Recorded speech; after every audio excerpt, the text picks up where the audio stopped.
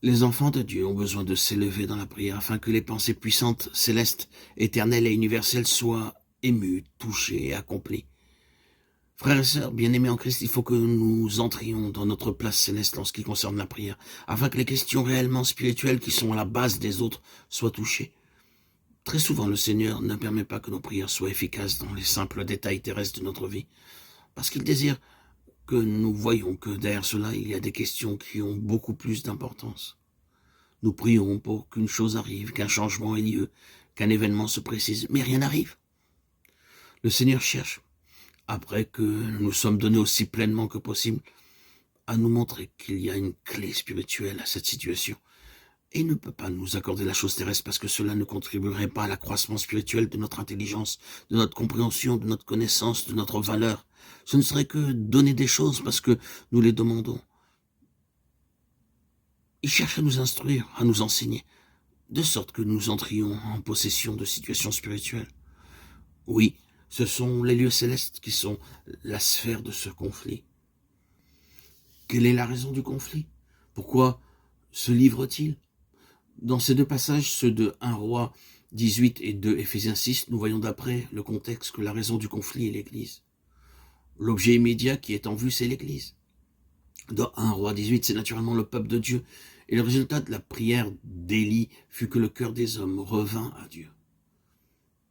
C'est le peuple de Dieu qui est en vue. La prière d'Élie est pour ce peuple.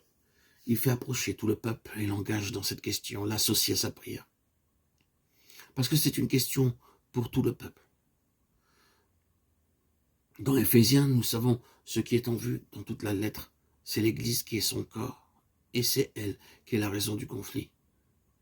Une bataille se livre dans les lieux célestes en relation avec l'Église, le corps de Christ. Il faut dire deux choses à ce sujet. L'une, c'est que ce conflit n'est pas simplement une question personnelle, c'est une question collective, corporative. Ce conflit concerne le corps de Christ tout entier. Le conflit de chaque individu est un conflit lié à tout le corps. Il est lié à tout le reste des saints, et cette relation spirituelle signifie que si l'un des membres est dans la défaite, le corps tout entier en souffrira spirituellement. Le corps peut ne pas reconnaître la raison, il peut n'être pas conscient de sa souffrance particulière, mais elle est enregistrée dans la tête et dans la conscience de la tête. Ce sera donc une perte pour tout le corps, alors même qu'un seul de ses membres est tombé dans une défaite. Le conflit est un conflit lié à tout le corps, et l'ennemi cherche à isoler les membres individuels du corps et à exercer sur eux une telle pression afin de les abattre, parce qu'il connaît non pas simplement la valeur d'un membre isolé, mais la relation de chaque membre. Et c'est là la raison pour laquelle le Saint-Esprit, dans son intelligence, insiste de manière spirituelle sur la nécessité de prier pour tous les saints, sur la communion, la prière de tout le peuple de Dieu. C'est une perte pour Christ, la tête.